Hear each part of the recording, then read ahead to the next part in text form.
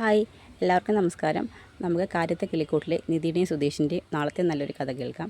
അങ്ങനെ സുധീഷ് ഒരു ഡിവൈഎസ്പിയുടെ മോനെയാണ് കാർ തട്ടി ആക്സിഡൻ്റ് ആക്കിയിരിക്കുന്നത്. അപ്പോൾ അവരൊരു ചെറിയ തുക ആവശ്യപ്പെടുന്നുണ്ട്.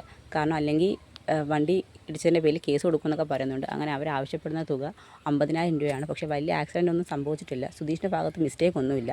പക്ഷേ പെട്ടെന്ന് സുധീഷ് ജയിലിലാണെന്ന് കേൾക്കുമ്പം സുഭാഷും ഹരീഷൊക്കെ ഒന്ന് പാനിക് ആവുന്നുണ്ട്. അപ്പോൾ തന്നെ അവർ പറയുന്ന പൈസ കൊടുക്കാമെന്നും പറയും. പക്ഷേ ഇതൊന്നും സുധീഷ് അറിയുന്നില്ല. ഒരു സാമ്പത്തിക ഇടപാടിൻ്റെ പേരിലാണ് തന്നെ പുറത്തിറക്കുന്നുള്ള കാര്യം അറിയുന്നില്ല.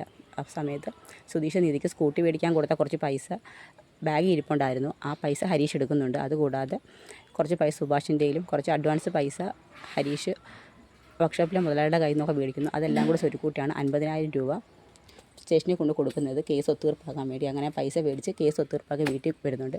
വീട്ടിൽ വന്ന ശേഷം അറിയുന്നുണ്ട് തൻ്റെ ബാഗിൽ ഇരുന്ന് പൈസ എടുത്താണ് കോംപ്രമൈസിന് കൊടുത്തതെന്നുള്ള കാര്യം. ഇതറിയുന്ന സുധീഷ് ഹരീഷോട് വഴക്കുണ്ടാകുമ്പോൾ നിധിയും നികേഷും എല്ലാം കൂടി പിടിച്ചു മാറ്റുകയാണ്. ആ സമയത്ത് ഹരീഷോട് നല്ല രീതിയിൽ ഭഗവാൻ നടക്കുകയാണ്. ആ സമയത്ത് ഹരീഷ് ഒട്ടും വിട്ടുവിടുക്കുന്നില്ല.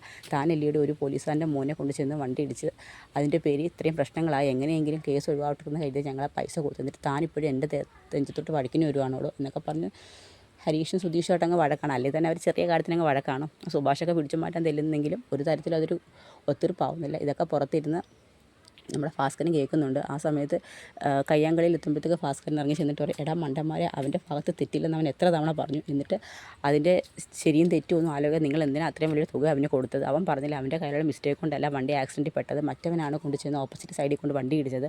ഇപ്പോൾ തെറ്റ് അവൻ്റെ ഭാഗത്തും കാശ് കിട്ടിയത് അവൻ, നിങ്ങൾക്ക് കുറച്ചും കൂടി ക്ഷമിച്ചുകൂടായിരുന്നോ? ഇപ്പോൾ കാശും പോയില്ലയോ എന്നൊക്കെ പറഞ്ഞുകൊണ്ട് ഭാസ്കരൻ സുഭാഷിനെയും ഹരീഷിനെയും കുറ്റപ്പെടുത്തുകയാണ്. അതിനുശേഷം സുധീഷ് ദേഷ്യപ്പെട്ടങ്ങ് നിധിയൊക്കെ സുധീഷിനോട് ദേഷ്യപ്പെടുന്നുണ്ട്. എങ്ങനെയെങ്കിലും കേസ് ഒത്തീർപ്പാവട്ടെന്ന് കരുതി ഇത്രയും പൈസ കൊടുത്ത് നിങ്ങളെ ഇറക്കിക്കൊണ്ടെന്ന് പിന്നെയും നിങ്ങൾ വഴക്കിന് നിൽക്കുകയാണെന്നൊക്കെ ചോദിച്ച് നിധി കുറ്റപ്പെടുത്തുന്നുണ്ട്. ആ സങ്കടം എല്ലാം സഹിക്കാൻ വയ്യാതെ സുധീഷ് നേരെ ബാറിലോട്ട് ചെല്ലുന്നുണ്ട്. അവിടെ ചെന്നിട്ട് ഒരു ബിയറൊക്കെ വാങ്ങിച്ചു കുടിക്കാൻ ചെല്ലുമ്പോൾ തൊട്ടടുത്ത സീറ്റിൽ നമ്മുടെ ഭാസ്കരന് ഇരിപ്പുണ്ട്. നീ എന്താടാ ഇവിടെ വന്നിരിക്കുന്നതെന്ന് ചോദിക്കും. എന്താ, അപ്പോൾ ഞാനൊരു സോഡ നാരങ്ങളും കുടിക്കാൻ വന്നതാന്ന് പറയും. മനസ്സിലൊരു മനസ്സമാധാനം ഇല്ലല്ലോ എന്ന് പറഞ്ഞങ്ങ് സുധീഷ് പിന്നെയും ദേഷ്യപ്പെടും. എടാ, ഇപ്പം നിനക്ക് മനസ്സമാധാനത്തിന് വേണ്ടി നീ കള്ളിൻ്റെ ആശ്രയം തേടും, പിന്നെ നിനക്ക് ഇതില്ലാതെ പറ്റാത്ത അവസ്ഥയാവും, ഇറങ്ങി വീട്ടിൽ പോടാന്നൊക്കെ പറഞ്ഞ് സുധീഷിനോട് ഭാസ്കരൻ ദേഷ്യപ്പെടും. അവസാനം സുധീഷ് പറയും ഞാൻ പോകാമെന്ന് പറഞ്ഞുകൊണ്ട് പറയും എനിക്ക് വേണ്ട എന്ന് പറഞ്ഞുകൊണ്ട് കൊടുത്ത സാധനം ക്യാൻസൽ ചെയ്തിട്ട് സുധീഷ് അങ്ങ് വീട്ടിലോട്ട് വരികയാണ്. ആ സമയത്ത് തന്നെയാണ് ഹരീഷും വീട്ടിലോട്ട് വരുന്നത്. ഹരീഷ് വീട്ടിലോട്ട് വരുന്ന സമയത്ത് ഹരീഷ് അവിടെ ഇങ്ങനെ നിൽക്കുന്നുണ്ട്. ആ സമയത്ത് തന്നെ നിധിയും നികേഷും എല്ലാം കൂടി അവിടെ ഇങ്ങനെ നിൽക്കുന്നുണ്ട്. നികേഷ് സുഭാഷിൻ്റെ അടുത്ത് പറഞ്ഞു, സുഭാഷ് ചേട്ടാ നമ്മുടെ ടി വി ഒന്നും വർക്ക് ചെയ്യുന്നില്ല, നല്ലൊരു ടി വി മേടിച്ച് വെക്കണം. ആ എന്താടാ പെട്ടെന്ന്? അല്ല നമുക്ക് എല്ലാവർക്കും കൂടി ഏട്ടത്തിയായിട്ടൊക്കെ ടി വി കാണാമല്ലോ, ടി വി ഇല്ലെങ്കിൽ എന്തൊരു ബോറടിയാണെന്നറിയാമോ? നമുക്കൊന്ന് മേടിക്കാം എന്നൊക്കെ സുഭാഷ് നികേഷിനോട് പറയുന്നുണ്ട്. ആ സമയത്ത് ഹരീഷൊന്നും വന്നിട്ട് ആരും മൈൻഡാതെ ഇരിക്കുമില്ലേ, നിധി പോലും കണ്ടിട്ടൊന്നും മിണ്ടുന്നില്ല. സാധാരണ വന്നു കഴിഞ്ഞാൽ ഹരീഷിനോടൊക്കെ സംസാരിക്കുന്നതാണ്. അപ്പോൾ ഹരീഷിന് നല്ല വിഷമം, എന്ത് പറ്റി ആരും എന്നോട് മിണ്ടാതെ നോക്കും, എന്തിനാണ് നിന്നോടൊക്കെ മിണ്ടുന്നത്, ഇപ്പോഴും കൊച്ചു കുട്ടികളാണെന്ന വിചാരം, പണ്ടത്തെ കണക്ക് വെറുതെ കിടന്ന് തല്ലി പിടിക്കുക, ഒരു മറ്റൊരു പെൺകുട്ടി അന്യ വീട്ടിൽ നിന്ന് വന്നതെന്നുള്ള ഒരു ഓർമ്മയില്ല. പലതവണ ഞാൻ നിൻ്റെ അടുത്തൊക്കെ ഈ കാര്യം പറഞ്ഞിട്ടുള്ളത്. ആ കുട്ടിക്ക് എന്ത് ഫീൽ ചെയ്ത് കാണുമെന്നറിയാമോ? അത് സുഭാഷ് ചേട്ടൻ ഞാൻ എന്തോ ചെയ്ത്, അയാളല്ലേ വെറുതെ വഴക്കണം. സുഭാഷ് ചേട്ടൻ അറിയത്തില്ല നമ്മൾ കേസ് ഒഴിവാക്കാൻ എന്തെല്ലാം ചെയ്തതെന്ന്. എന്നിട്ട് ഇപ്പോൾ അയാൾ പറഞ്ഞ തെറ്റ് മൊത്തം നമ്മുടെ ഭാഗത്താണ്. നിനക്ക് അവൻ്റെ സ്വഭാവം അറിയത്തില്ല, അവനങ്ങ് എടുത്തുചാട്ടമാണ് എന്ത് കാര്യത്തിനും. ഇനി ആ നിധിയുടെ മുഖത്ത് അങ്ങനെ നോക്കുമെന്ന് പറയും. അപ്പോൾ ഹരീഷിനങ്ങ് വിഷമോ, നിധി മിണ്ടാതിരുന്ന അവരെ സോറി നിധി ഏട്ടത്തി എന്ന് പറയും. എന്ത് സോറി എന്ന് പറയും. ശരി, ഇനി മേലെ ഇങ്ങനൊന്നും ആവർത്തിക്കില്ലെന്ന് പറഞ്ഞു നിധി ഒരു വാർണിംഗ് ഹരീഷിന് കൊടുക്കും. അപ്പോഴത്തെ കാണും നമ്മുടെ സുധീഷിനെ കണ്ടിട്ട് ആരും മൈൻഡ് ചെയ്യത്തില്ല. ഉടനെ ഇതെന്ത് പറ്റി എന്നെ കണ്ടിട്ട് ആരും മിണ്ടാതിരിക്കുന്നത്. അങ്ങനെ ഇതേ സെയിം ഡയലോഗ് തന്നെയാണ് സുധീഷിനോടും എല്ലാവരും പറയുന്നത്. പിന്നെ സുധീഷിനെ കൊണ്ടൊരു ബുക്കിനകത്തൊക്കെ എഴുതി മേടിപ്പിക്കും, ഇനിയൊരു പ്രശ്നം ഉണ്ടാവത്തില്ലെന്നൊക്കെ പറഞ്ഞുകൊണ്ട്. അതിനുശേഷം സുധീഷ് പുറത്തിങ്ങനെ നിൽക്കുകയാണ്. ഹരീഷിന് നല്ല വിഷമമുണ്ട്. പിന്നെ അവർ പരസ്പരം മിണ്ടാതെ ഇങ്ങനെ മാറി നിന്ന് നിൽക്കുകയാണ്. ഹരീഷിനാണെങ്കിൽ ഒരു കാര്യം സുധീഷിനോട് പറയുകയും വേണം. അപ്പോൾ ഹരീഷിൻ്റെ അടുത്ത് മുമ്പ് പറഞ്ഞിട്ടുണ്ടായിരുന്നല്ലോ, സ്കൂട്ടി എങ്ങാനും വർക്ക്ഷോപ്പിൽ വരുവാണെങ്കിൽ അത് ഒന്ന് പറയണമെന്നുള്ളത്. അങ്ങനെ ഹരീഷ് പുറത്തോട്ട് ഇറങ്ങി ചെല്ലുമ്പോഴത്തേക്ക് സുധീഷ് ഇങ്ങനെ വാതിൽ നിൽക്കും. രണ്ടുപേരും ഇങ്ങനെ ഓപ്പോസിറ്റ് ബലം പിടിച്ച് നിൽക്കുകയാണ്. ഉടനെ ഹരീഷ് ചോദിക്കും, എടോ എനിക്ക് തന്നോടൊരു കാര്യം പറയാണ്ട്, നീ പിന്നെ എന്നോട് വഴക്കിന് വന്നതാണോ എന്ന് ചോദിക്കും. ഞാൻ വഴക്കിനൊന്നും വന്നതല്ല, ഇയാളല്ലേ പറഞ്ഞത് നിധിയേട്ടത്തേക്ക് ഒരു സ്കൂട്ടർ സെക്കൻഡ് ഹാൻഡ് വേണമെന്ന്. ഒരു സ്കൂട്ടർ വർക്ക്ഷോപ്പിൽ വന്നിട്ടുണ്ട്, അപ്പം അത് സുധീഷേട്ടൻ വന്നോ നോക്കാൻ പറയാം. ആണോ, എന്ന് വരണം? നാളെ വന്നാൽ മതി, ഞാൻ ഓണോട് പറഞ്ഞിട്ടുണ്ടെന്ന് പറയും. അതിനെന്താ രാവിലെ വരാമെന്ന് പറയും. എന്നിട്ട് സുധീഷിന് രാത്രി ഉറക്കമില്ല, എങ്ങനെയെങ്കിലും സ്കൂട്ടർ എടുത്തേ പറ്റത്തുള്ളൂ. രാവിലെ ഹരീഷ് ബ്രഷ് ചെയ്യാനൊക്കെ ഇറങ്ങുമ്പോഴത്തേക്ക് പറയും, നമുക്ക് വർക്ക്ഷോപ്പിൽ ഇപ്പം രാവിലെയോ? എൻ്റെ സുധീഷേട്ടൻ എനിക്ക് ബ്രഷ് ചെയ്യണം, ബാത്റൂമിൽ പോകണം, അതൊക്കെ പിന്നെ ചെയ്യാമെന്നോ പറയാം. ആദ്യം ഞാൻ ബ്രഷ് ചെയ്തിട്ടൊക്കെ വരട്ടെ, അതിനുശേഷം വർക്ക്ഷോപ്പ് തുറക്കുന്ന എനിക്കൊരു സമയമില്ലെന്ന് ചോദിക്കും. സുധീഷിനങ്ങ് വെപ്രാളമാണ്. സുധീഷങ്ങ് വെപ്രളപ്പെട്ട് നിൽക്കുകയാണ്. പെട്ടെന്ന് തന്നെ പെട്ടെന്ന് ബ്രഷ് ചെയ്യാൻ നേരത്തെ ഹരീഷിൻ്റെ അടുത്ത് കറയും നിൽക്കും. ഞാനൊന്ന് സമാധാനത്തിൽ ബ്രഷ് ചെയ്തിട്ട് സുധീഷേട്ടാ വരുന്നത്. അങ്ങനെ ബ്രഷ് ചെയ്യും. ബാത്റൂമിൽ കയറുമ്പോഴത്തേക്ക് പെട്ടെന്ന് വെള്ളമെല്ലാം കോരി പറയും, പെട്ടെന്ന് പോയിട്ട് പാടാ.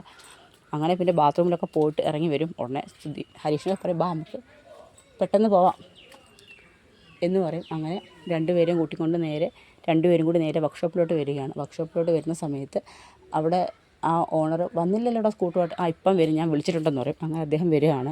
പറയും, ഹരീഷ് നീ പറഞ്ഞ ആളാണോ എന്ന് ചോദിക്കും. അതെ, എൻ്റെ ചേട്ടനാണ് സുധീഷ് ചേട്ടൻ വൈഫിന് വേണ്ടിയാണ് ജോലിക്ക് പോകാൻ ഏട്ടത്തേക്ക് ഒരു സ്കൂട്ടർ നോക്കിക്കൊണ്ടിരുന്നത്. അപ്പോൾ തൽക്കാലം സെക്കൻഡ് ഹാൻഡ് എടുത്തിട്ട് പുതിയത് പിന്നെ എടുക്കാമെന്ന് കരുതി. അത് മതി എന്ന് പറയും. അതേ, അവർ ചോദിക്കുന്ന പൈസ കൊടുക്കാനുണ്ടോ സുധീഷ് ചേട്ടാ? അതൊക്കെ ഉണ്ട് എന്ന് പറയും. അങ്ങനെ അയാൾ വന്ന് പറയും, ഇതാണ് എൻ്റെ മോൾക്ക് വേണ്ടി ഞാൻ എടുത്ത വണ്ടിയാണ്, അവൾ പഠിച്ചുകൊണ്ടിരിക്കുമ്പോൾ എടുത്തതാണ്.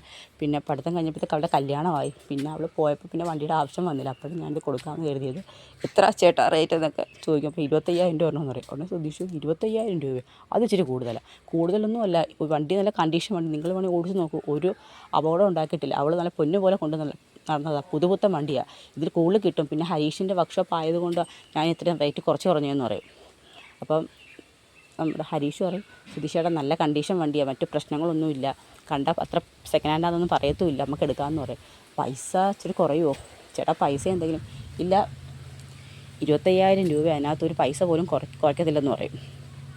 അങ്ങനെ വണ്ടിയുടെ പേരിൽ കുറച്ച് പൈസ അഡ്ജസ്റ്റ് ചെയ്ത് തരുമെന്ന് നോക്കിയപ്പോൾ പുള്ളി പറയും, ഇല്ല 25,000 രൂപ വേണമെന്ന് പറയും.